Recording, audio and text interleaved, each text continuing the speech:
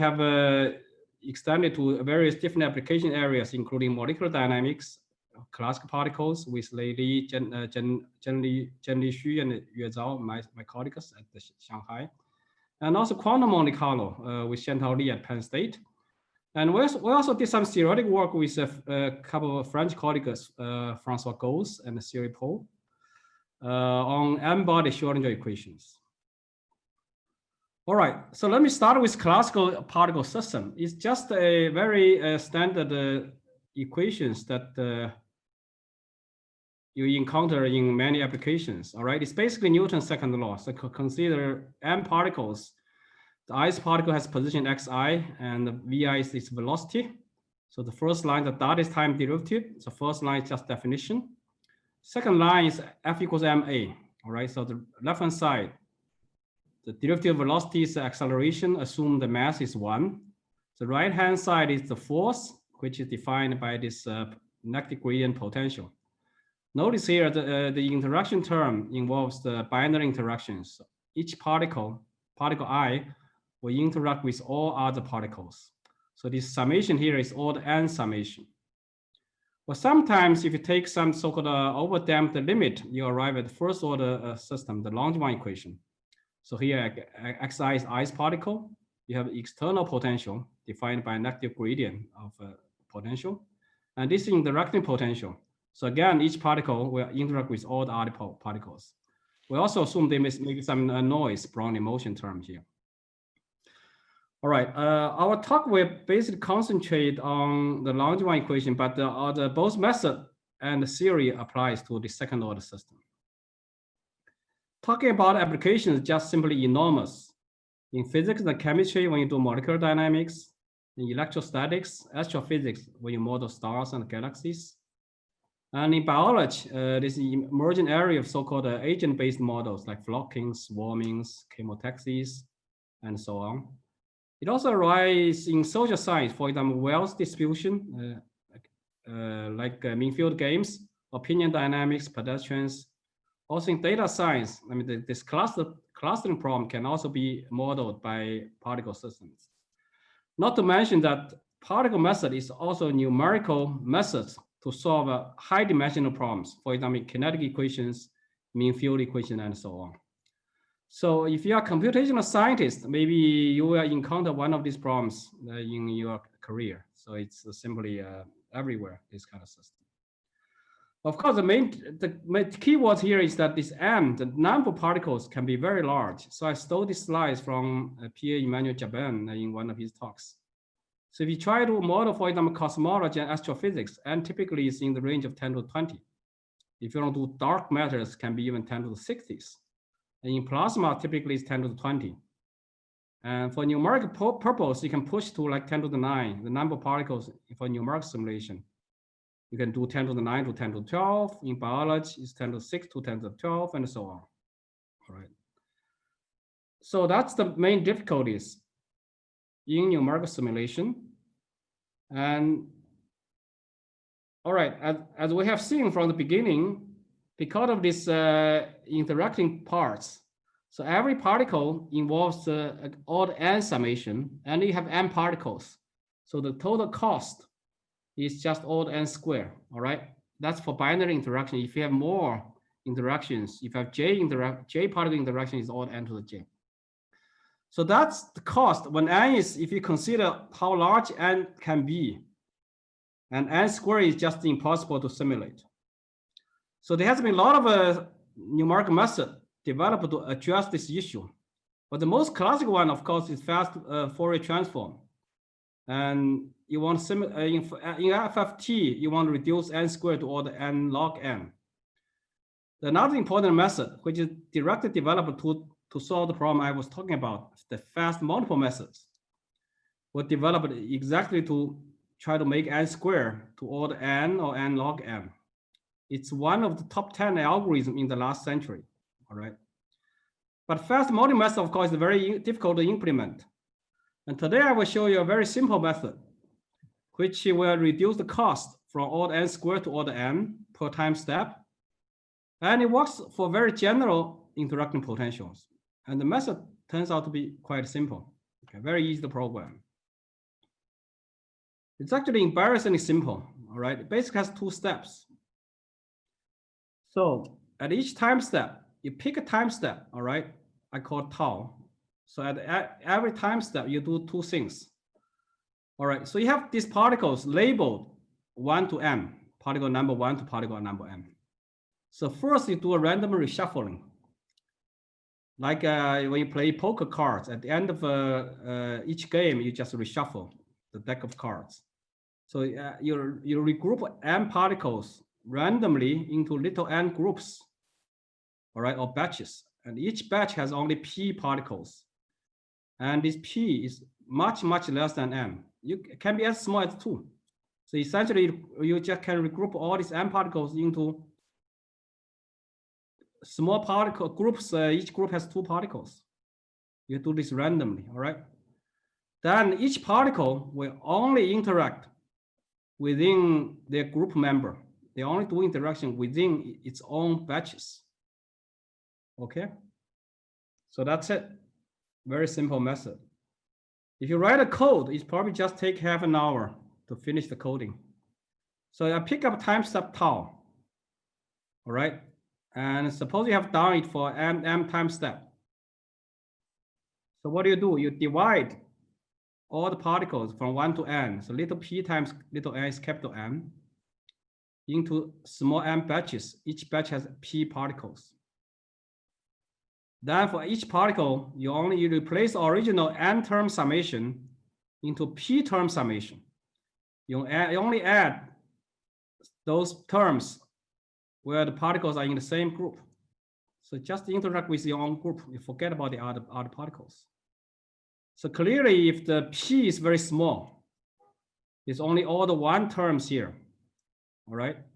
So if p equals 2, for example, you only interact with 1 more guy instead of everybody. That's it. Of course, at every time step, you have to reshuffle, okay? So clearly, the cost is all the n now because, well, this part, because this is all the 1 summation now, it just add a few terms. So it's all the 1. So each particle, to compute each particle is all the 1 operation. We have m particles, so this step is all the m. And then the random reshuffling part, this already algorithm developed in the 70s. For example, this algorithm, Stimulation algorithm, it's all the n algorithm. For example, if you use MATLAB, you just call this subroutine, because it's a random permutation. All right, you call this subroutine, it's all the n. So overall, for each time step, it's all the n operation instead of all the n square. You can do it differently. Instead of random shuffling, suppose you have m particles. So each time you just randomly draw p particles. Then let them interact. Let this p particle interact, all right? Then you put it back. You draw another p particles, let them interact, then put it back. After little n times, you finish 1 step. So this is called a random batch with replacement, okay? Of course, for this method, some particles may be drawn more than once, and you may miss some particles. But in average, it's okay, all right? It's the same in the average. All right, so of course, the important question is, if you do this, imagine if you only interact with 1 particle, you have m particles. Does it take n times longer to finish 1 step, right? Imagine, I mean, you're supposed to interact with everyone, but you only interact with 1 guy. You maybe need n time longer to finish this same job. Well, then of course you do not save anything, right? Your cost each step is reduced by n, but it takes n times longer to finish the same job. So for this method to be competitive, you have to prove that this time step must be independent of n.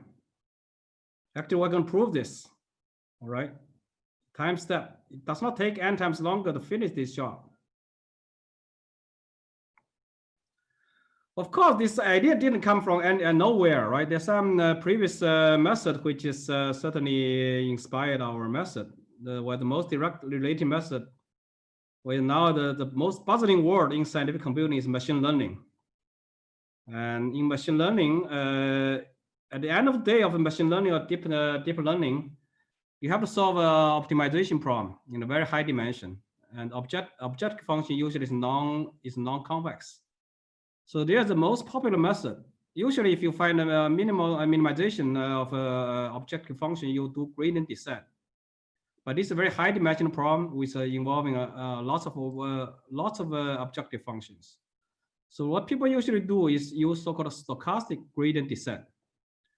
And instead of taking gradient of all directions of all objective functions, at each iteration, you just randomly pick a few of them randomly.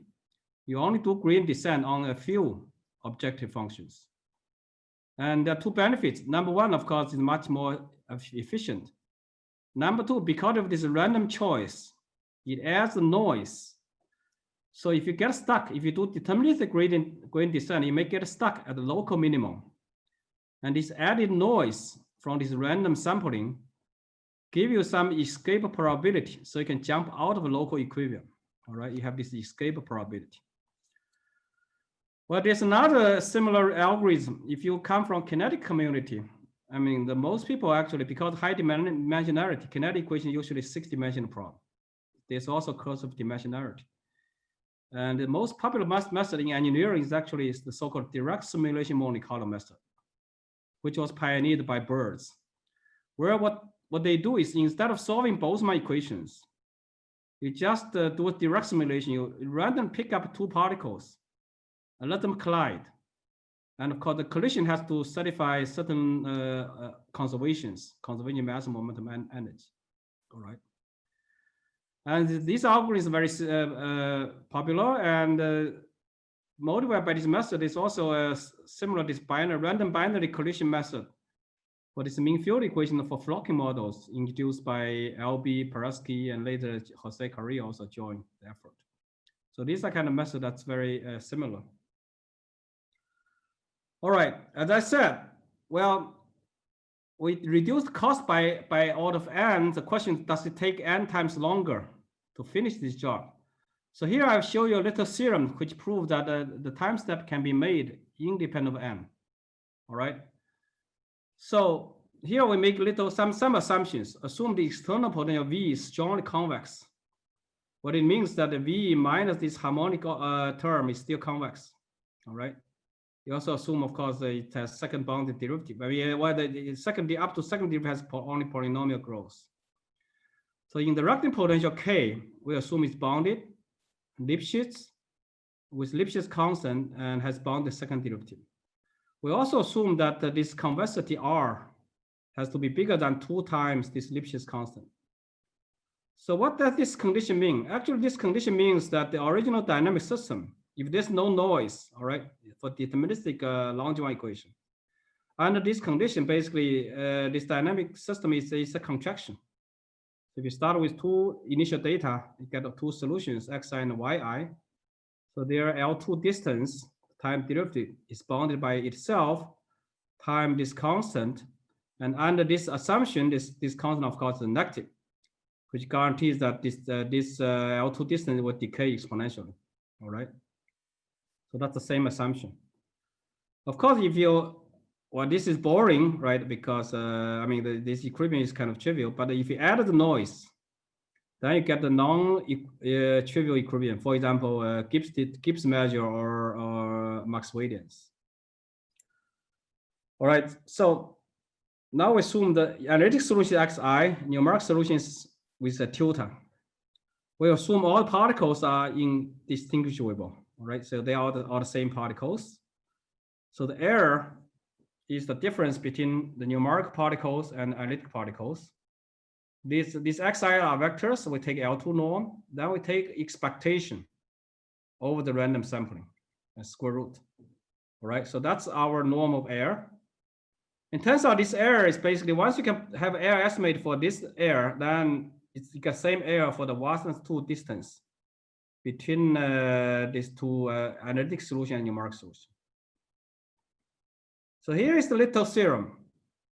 So under the assumption on these potentials, we can prove that this error essentially is bounded by square root of time step, but divided by the batch size.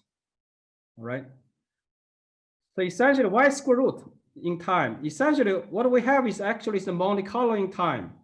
We know Monte Carlo is actually half order convergence in the total number of samplings. But here, essentially, we have Monte Carlo in time. We know at each time step, we are not doing the right thing, right? You only interact with a few particles. But cumulative in time, we get it right. And convergence rate exactly the Monte Carlo convergence rate. All right. Of course, it also shows that if you increase batch size, you reduce error. What is important is this constant. You can prove that the constant is independent of n. That's the most important thing. Well, if it's contraction, it's also independent of t. All right.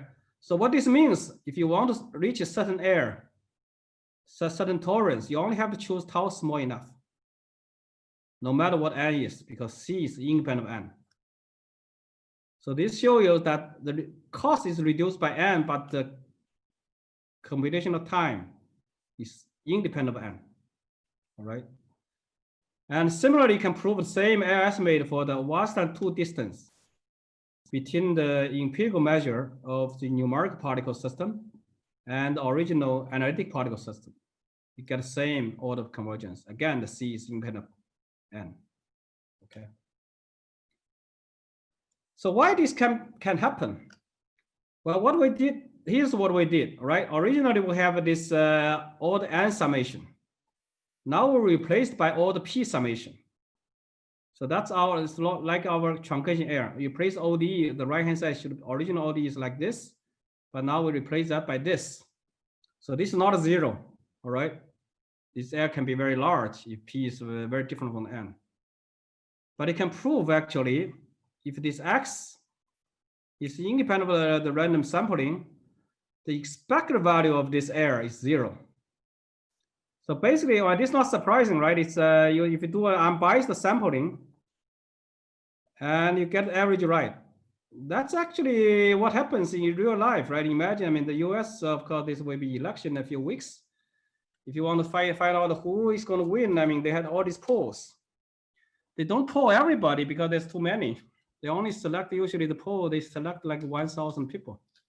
Of course, it has to be unbiased. You cannot only survey people from California, then it's always blue, or New York City is always blue, right? Or Texas is red. You have to do an unbiased sample, a uniform sampling. Then you can get the average right. So that's exactly what this lemma tells you. Not only when you can find the expected value to be 0, you can also calculate the variance of this guy. And this here is the variance. And of course, the variance depends on your interacting potentials. But it's the lambda, which is the average of interacting potential. But it's order 1 quantity. You add n terms divided by n is order 1. And this coefficient here is interesting because it shows the dependence of the batch size. As you can see, if you increase the batch size, you reduce the variance. If the batch size is n, of course, there's no variance because you are summing all the particles. All right. So basically, exactly this shows the consistency. All right. So to leading order, expected value of your consistent error is 0. And of course, expand to the next order, which give you the square root of tau. So it's basically, it's like consistent plus stability. What is assumption that give you this, essentially give you the stability. And this is a consistent, the expected value of consistent is 0. All right. So if you combine these two estimates, it's not very hard proof, just few pages, you get this error estimate. That's basically the main result, right? You have this algorithm, which is very simple, and this little theorem tells you that it works. The rest is basically applications. And I give you a few. And of course, we select these applications from all different directions.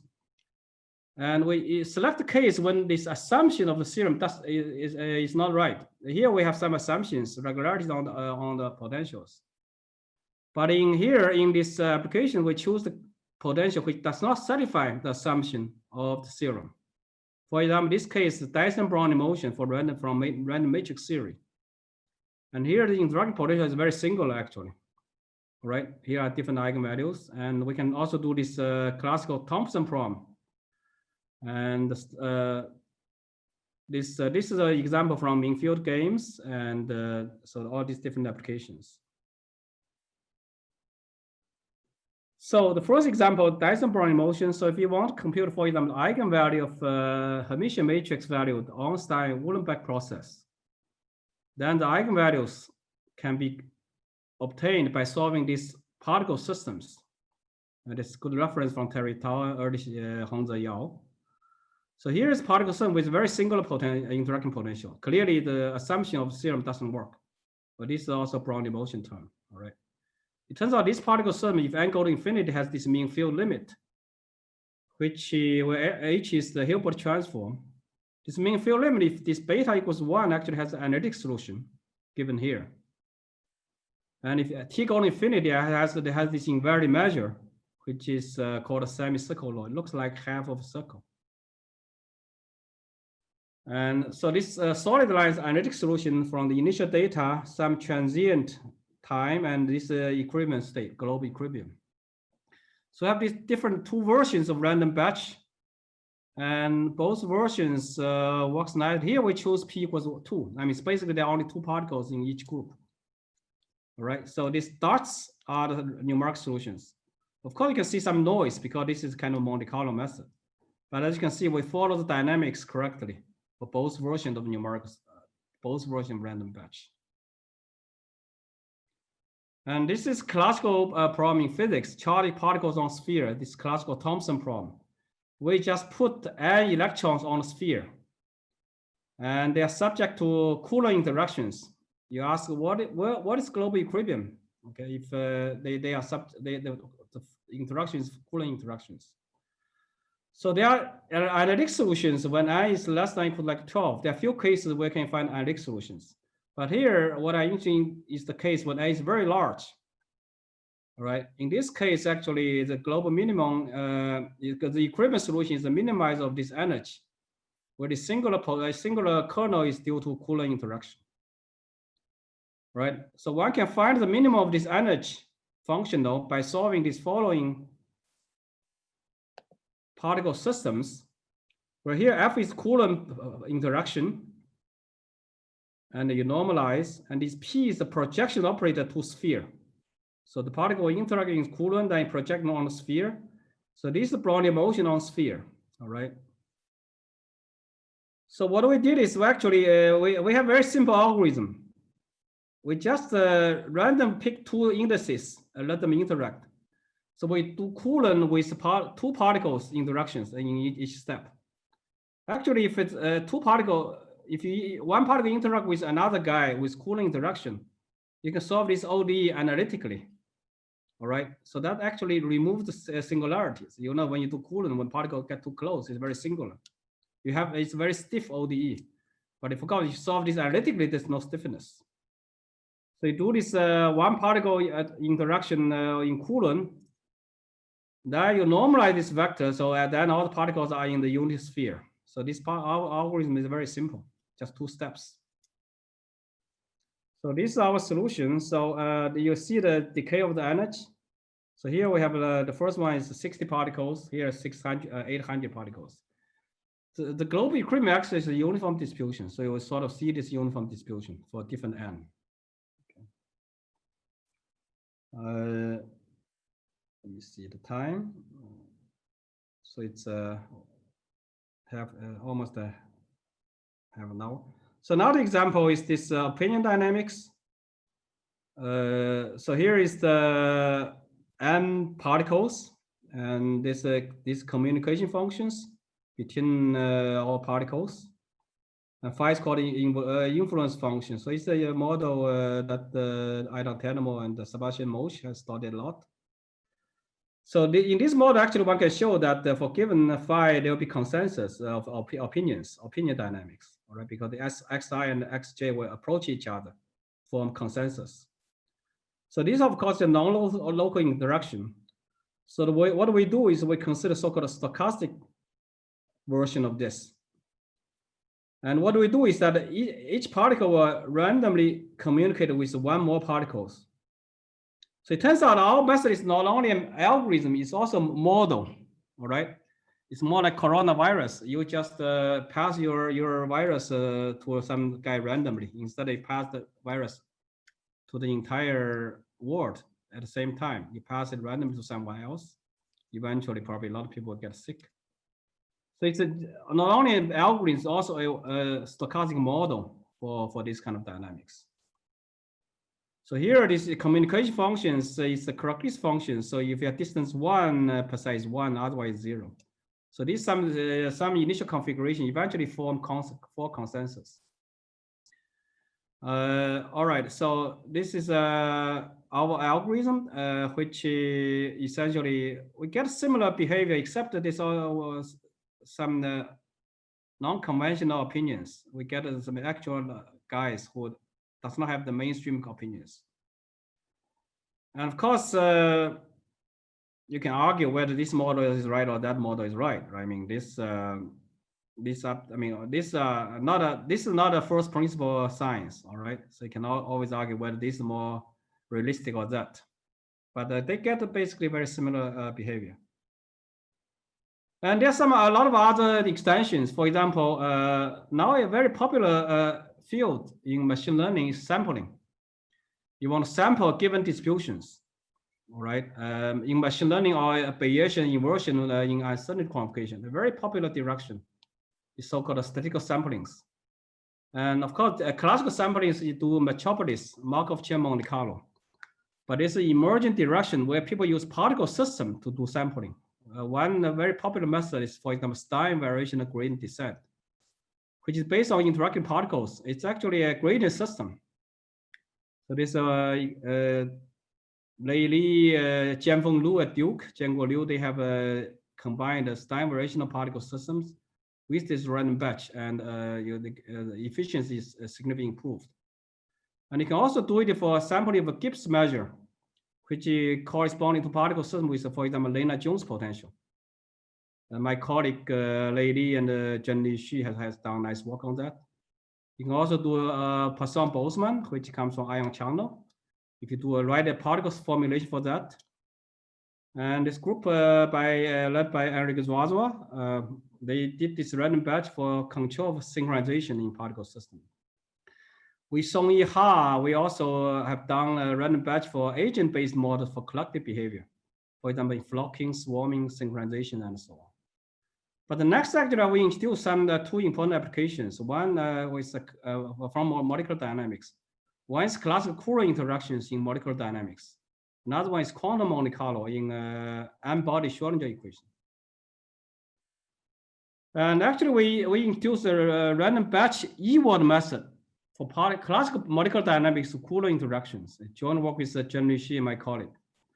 So in classical mechanics, usually you have to solve Newton equations with potential energy functions, which are non-local interactions.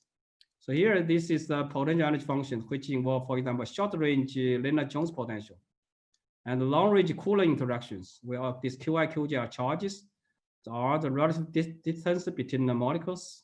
So these are long-range interactions, and the brute force interaction summation is order n squared. All right. Lena-Jones, of course, is the short range is order n. So this is the main cost of computation. Fast modeling method, for example, was introduced to reduce the cost of this term, but it's quite involved. What we did is we have this, our method is based on this so-called E-word splitting. So you split this Coulomb interaction into two parts by introducing this error function. That's called E-word splitting. So by introducing these error functions, you split the Coulomb interaction into a long-range term, which is because of this exponential decay. So it's sort of the smooth part is a short range. It converges very fast, and I have this local term, which is a local, but it's decay very slowly. All right, it decay very slowly. So what we do is that the E-word, in E-word, basically you take a Fourier transform, but this is smooth. The long range is singular, but it's this is singular part, but it decays very fast. So it's you can do cutoff. The smooth part decays slowly. So that's where the major cost is. So this is the potential, but it take gradient potential, you get this forcing term. And what we do is that what the E-word does is that you put this into Fourier space. Then you get this very nice exponential decay term. So you can do cutoff in the Fourier space, all right? And the cost of the original E-word is like n to the 1.5, n to the 3/2.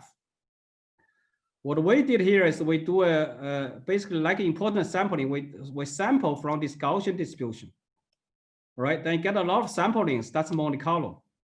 But when you do a small batch, we just pick a p samples from this odd frequency sample from this Gaussian Maxwellian distribution.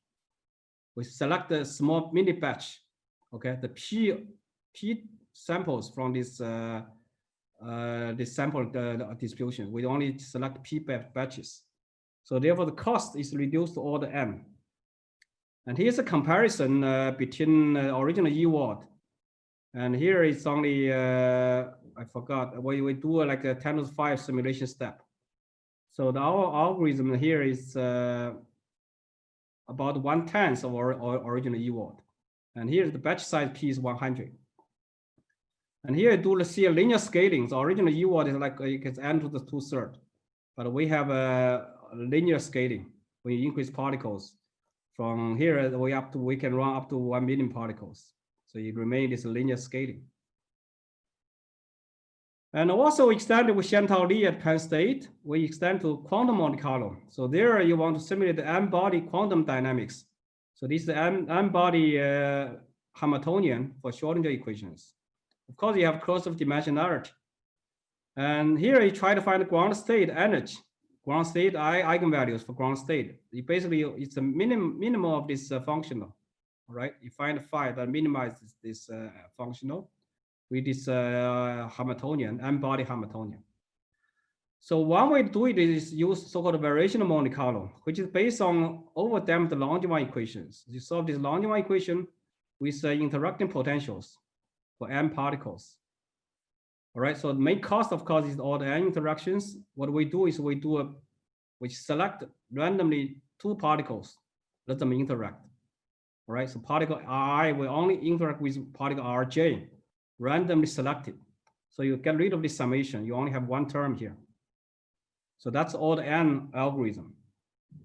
And here, if you do 400 Markov chains for 1,000 steps, if you do Markov-Chapulis Hastings algorithm, it costs CPU time. It's about 1,500 seconds. If you do Ola Maruyama for this Langevin dynamics, it's about 500. So the random batch is only 50 seconds. And here you increase the n, you see this quadratic n to the 2/3 for the, or n square for original direct simulation Monte Carlo, the Chapulis algorithm. But if you do this random batch, you see the linear scaling. So of course, this same is more dramatic if n is much larger. Here it's only for n equals 400. If you do n equals 1 million, you see this huge difference in cost. We can also do another more general version of quantum Monte Carlo called diffusion Monte Carlo. Again, you see this nice linear scaling versus quadratic scaling if you do direct simulation Monte Carlo. All right, so that's basically all the particle solutions problems. In the remaining, I have like 15 or 20 minutes. We'll talk about the work on quantum unbodied problem. So journal work again with Francois Gauss in Corp Polytechnic, Cyril Paul. He's now Sorbonne University, all right? So here we consider the real n-body Schrodinger equation. For m particles, so x1 to xn are m particles. Each has dimension 3. So phi is wave function, h bar is Planck constant. Hn is this m-body Hamiltonian. So this is kinetic energy. This is supposed to be Coulomb, all right? So these are non-local interactions.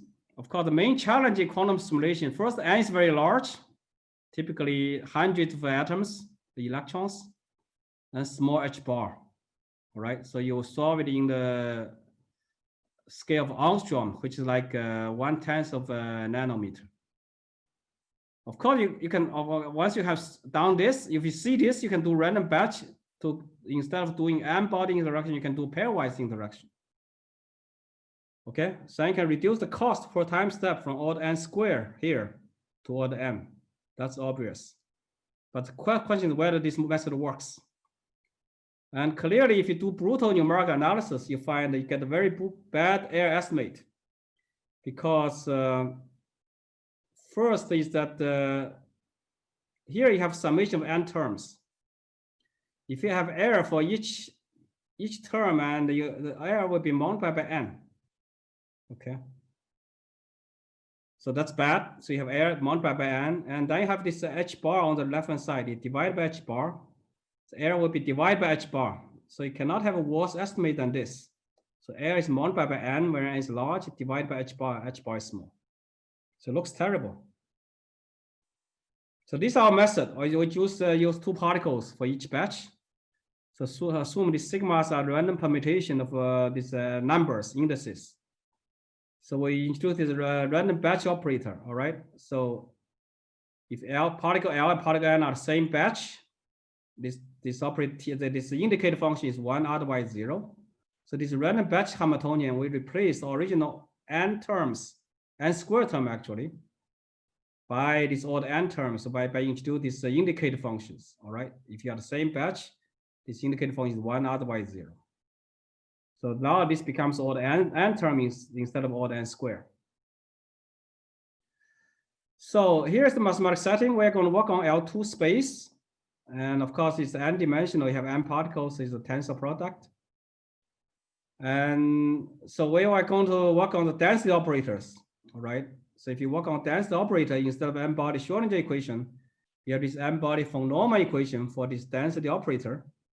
So here, Hn, this bracket is the commutator operator, all right? So Hn commutated with R is Hnr minus RHn. And well, the analytic solution of the original Schrodinger equation is that you evolve the initial data by this unitary operator, e to the minus HIT time of this Hamiltonian. Well, the solution for Neumann is that you start with the initial density operator. You evolve forwarding time by Hn and the backwarding time by Hn. So that's the analytic solution in the operator form. Now, if you do a random batch, basically replace your original Hamiltonian by this random batch Hamiltonian. The numeric solution is called R tilde. Okay. And then, of course, you can write sort of an analytic solution for again, the same formulation. You will evolve forwarding time for n steps and backwarding time for n steps. So now I check the error, all right? First question is, what norm do you use? If you do standard norm, for example, if you use the same norm people use, if you look at the classic work by Bardos, Gauss, and Mauser on the quantum mean field limit, they use this trace norm. Okay, of course, you have to take expected value because now I have a random method. If you do use trace norm, then you get this error estimate. You have delta t here, which is nice. But look here, you have n there and h bar there. So when n is large, h bar is small, this is bad, all right? So this method doesn't work, and actually cannot expect you get a very nice n-body wave function. That's impossible. So question is, what can you get right with this method? So what is the quantity of interest? It turns out the quantity of interest is the reduced density operator. It's like first marginal, basically. You can expect to only get first marginal correct, all right? But of course, there's new difficulty here because in the original work, if you do n-body limit, you work on assume this wave function has a symmetry with all particles. But now this random batch selection destroy the symmetry, all right? So because these random selections, you violate this symmetry, and the symmetry is broken. Right, so it turns out that this one body, if you integrate all different variables, they are not the same thing. All right, so here assume this first marginal, you integrate over all the particle number 2 to particle number n, that's first marginal, and you have all these n different first marginals, R1, R2, and Rn, and you take the average. Okay, take the average. So that's the quantity we try to prove. We have the convergence. So that's what we call the one body reduced density operator. So this average one first marginals, average all of all particles. And we have to use a new norm, all right? The norm is based on, well, this is a Wigner transform. That's this is a density matrix. You take Fourier transform density matrix. That's called a Wigner transform. We have to use this dual norm, all right? So dual norm F minus M is the supreme of F times A bar, where A is a continuous function with complex support and has some bounded derivative up to alpha and beta, where alpha and beta both bounded by M. The derivative up to M's derivative. That's what this minus M means, okay? So that's the norm we're gonna work at. So here is our main result. We have to make some assumption on the potential. It has to be smooth. Of course, does not work for Coulomb, okay? And has the symmetry and has some regularities. Basically, Fourier transform has to be multiplied by the frequency square bounded. So this is what we can prove with this. This is a Wigner transform or expected value of this reduced first marginal. So this is a numeric first marginal and this analytic first marginal. And with this M, so D is the dimension of the space. All right. So this is M. It's bounded by all this. There are a lot of terms here, but you just have to focus on where you have delta T here. And all these other guys, this lambda depend on regularity of this potential here. All right, this lambda has to do with this. That's why I have to make some assumptions on the regularity of the potential. But if you look carefully, first there's no N, there's no H bar on the right hand side. Okay, so this is all the delta T air. So the air estimate is independent of N, uniformly H bar. So it turns out what we need here is actually we introduce a new metric for the density operators. Here's the new metric. So this metric is the trace between these two density operators. All right, this A weighted by A. A has to satisfy this condition, which looks very strange. All these are commutators between the X space X to the power mu and interact with this operator A. So here it is a double commutator, which is really in the original, if you do M body, if you prove mean field limit, you only need this single commutator. But here we need double commutator, which is really because of this random batch. So we need this double commutator here. All right. It turns out this metric is analogous to this Monte-Kontorovich or Wassermann distance of the exponent of 1. Okay, this commutator. And so this is the definition of the Monte-Kontorovich 1 distance between these two density operators. So the trace of R minus S times A, well, the supreme of this with A has to satisfy these conditions here. That's MK1. And in our case, we have this actual term. All right, here there's only a single commutator, but here we have this double commutator. So we sort of have extended, the metric is the extension of this classical MK1 distance. So we need this new metric. And it turns out that you can have, if you go through the same proof, you can prove the same estimate for this new metric. All right, we get this error which depends on delta T, but independent of N, independent of H bar. So the key, there are several key, you need several key new ideas in the proof. The first is that if you want to estimate a commutator between F and a typical operator, you do not get a very nice estimate. You get an estimate which depends on N and divide by H bar. It turns out that this is a very nice estimate was already used in the mean field limit proof by Paul and Gauss. You have to change this by Fourier transform into estimate between this X and this operator. All right. And second is the choice. There's some operator choice. This is weighted. This is what we call extended reduced density operator. And with this, 5 more minutes. Just okay, sure. I'm almost done. And with this estimate, you can prove that this operator JK, if you commutator, you do a commutator with between this JK with this X instead of F, it turns out that when this index M and K, unless if M does not equal to K, these are all zeros. So all these summation, there are a lot of summations because of these properties. Most of the summation terms are zero, except when these two indexes match. So that's how we get rid of K. I mean, get rid of N dependence in the error estimate. All right. And to get rid of dependence in H bar, and we have to choose the right A here. It turns out that you have to choose A, which is the Y operator. With the Y operator, it turns out that this commutator between XM and this operator is all H bar, and that's how you get rid of H bar, because this commutator is all H.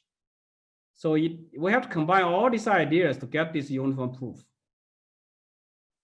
Okay, that's pretty much the end. So the conclusion, well, first, we know that Newton and Schrödinger equation for M particle system are two of the most fundamental equations in physics, with of course many applications.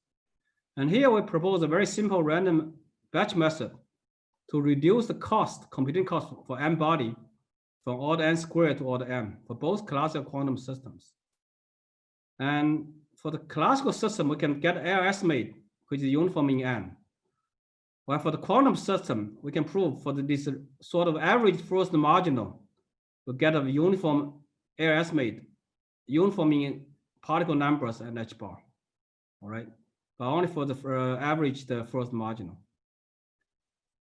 And of course, this M body Schrödinger, well, nowadays nobody can afford to solve M body Schrödinger equations, all right? So this theoretical analysis for M body Schrödinger at this moment is still of just a theoretical interest.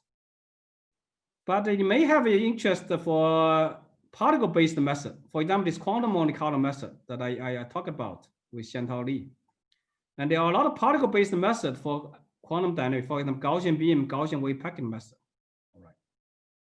And also, it may be of interest for numerical analysis problem with oscillatory solutions. For example, if you consider random perturbation of potentials, this may give a way to understand or analyze Schrödinger equation with random potential.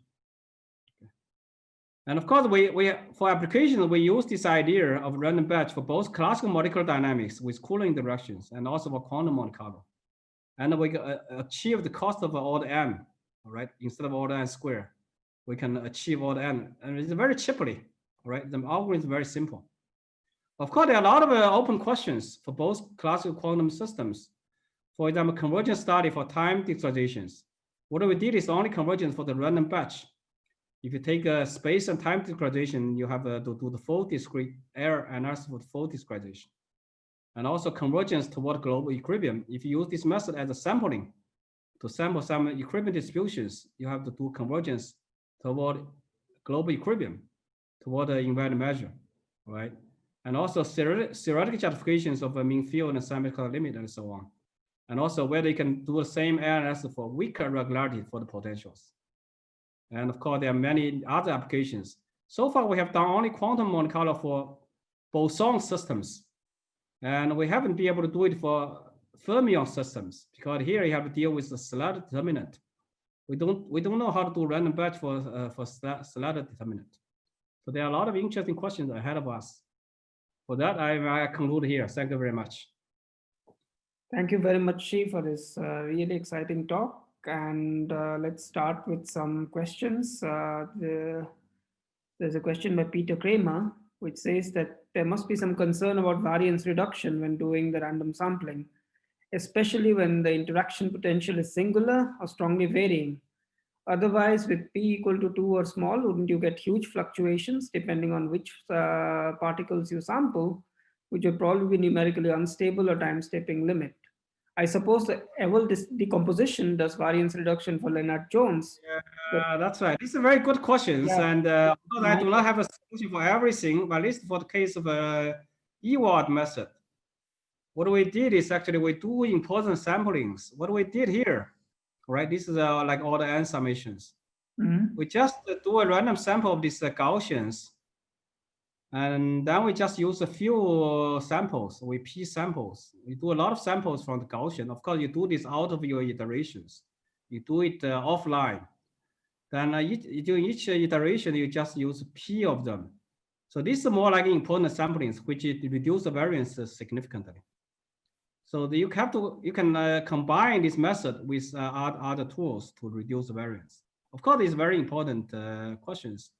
We don't have universal recipes for different applications, but case by case, you may be able to combine with other variance reduction method to achieve a result with a small variance. Well, it's a very important question, of course. Good. Thank you very much, Shi. There is, while we're at it, can I just ask sort of a follow-up question? Then we take, so the batch size, P, most cases you have sort of chosen P equal to 2, and this was a very convenient choice. But Yes. from machine learning, certainly the batch size plays a big role in sort of the convergence properties, generalization properties. And P equal to 2 would be roughly like P equal to 1 in a machine learning context. And that is considered to be Yes. too noisy, and people want to, also in your variance estimates, you had 1 by P minus 1 minus 1 That's by P right. minus 1, right? Yes. So Yes. what is Yes. a good batch size? Means, or is it problem dependent? Is there a Very, heuristic for that? very good. Actually, yeah. In this EWA simulation, we use P equals 1,000. Ah, And we 100. You can do P equals 1,000 for 1 million particle. We use P equals 1,000. I mean, here you have to balance yes. the accuracy and the variance, right? And you have this error estimate, which you sort of you see how much you can afford, right? I mean, here is the balance. So this is kind of like a variance P. Yeah. This error which is equal to tau. So you have balanced the computation cost. If you increase P, you increase Mhm. computation cost, but you reduce the variance. So you have to balance the error and the variance in your real applications. I mean, you have to optimize the choice of P and the tau. So to achieve a balance between your cost such that Mhm. it's affordable and the error which is within your tolerance. You have to balance both. Okay. Both. But you, at least you have some estimates to guide that. That's the Yeah, important point. exactly. Yes. Very, And if it does SGD, you get a similar variance in SGD. And yes. this is very similar to what you did exactly. You Yeah, it get a is. similar. There is a lot of similarities here. There's another Exactly. question, which Yes. is from Norbert. For Yes. molecular dynamics, does it work for other potentials than Leonard Jones? For instance, does it work for three-body potentials like Stillinger-Weber? You mean three-body interaction? Yeah, I presume so, right? In principle, you can because it's a three indices, right? Each time you pick up one random I, one random J, one random K, and you can do similar things here. So that's what I said in the beginning. It can be all the n to the power J. Mm. Depends on if it's not binary interaction, if it's J interaction. You suddenly pick up you have summation of ijk, you pick one random I, one random J, random K, P equals 1, P equals 2, right? I mean, you can do similar things. There is another general question, which is when we're randomly selecting some particles in a batch at a time, can it somehow miss effects which can only occur for some n which is much greater than the number of samples selected? Yeah, I don't know. This is so the question is, what if you take small batches, you miss things that are happening when you see large numbers of interactions, right? But this is Yeah, the well, it's very short time. Yeah, if it's a very short time, of course, you miss it, right? I mean, if you have 1 million particle, you have two, you do just few steps, of course, you miss a lot. I mean, you have to run the time sufficiently long to see this, I mean, this Monte Carlo business works. It's not going to work with a very short time. You have to take some time for your Monte Carlo, for the law of large number, essentially, it's the law of large number to work. Yes, I see. Norbert, why don't you ask your question directly? Because I don't understand it. Sorry, I didn't want to. So just a question, Shi. You talked about, you mentioned super spreaders and agent-based models. So do you think your method that works very well if all the particles are indistinguishable and equal, can this method also work for a second kind of particle that has a very different weight? So Yeah, that you have. Yeah, sure. We actually have a more recent paper where we do disparate mass. We can prove the same theorem for particles with disparity masses. There's a new paper also by Lei Li, Jianguo, and myself. We did exactly that. Okay. Further questions?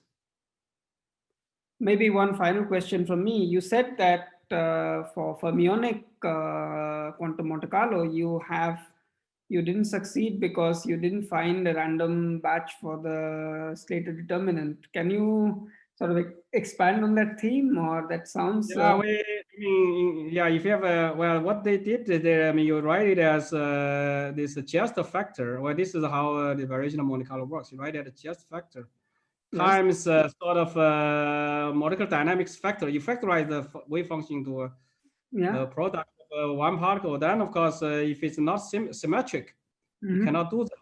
So you have to use the slab determinant. Yes. And if you take the gradient of the slab determinant to get the force, then it get very messy, and we just start to think about this. We just finished the bosonic paper, so we haven't.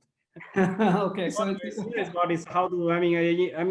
By naively we haven't seen how to do it, but referee asked us, "Can we do it?" We start to think about it. So far, we will not have an immediate answer, but it's something that's very important, of course, very interesting to think about. Yeah, that's very interesting. Anyway, so I think we stop here. We are more or less out of time. Thank you very much, Shi, for this really. Thank you very much, Sid, and thanks for the organizers for this. It's great to be here with many friends from all over the places. And I hope that after Corona, you can come back to Europe and give this lecture in person, maybe about fermionic. I would love to. Way to go there. Okay, ciao then. Bye-bye. Thank you very much. Goodbye. Thank you. Bye.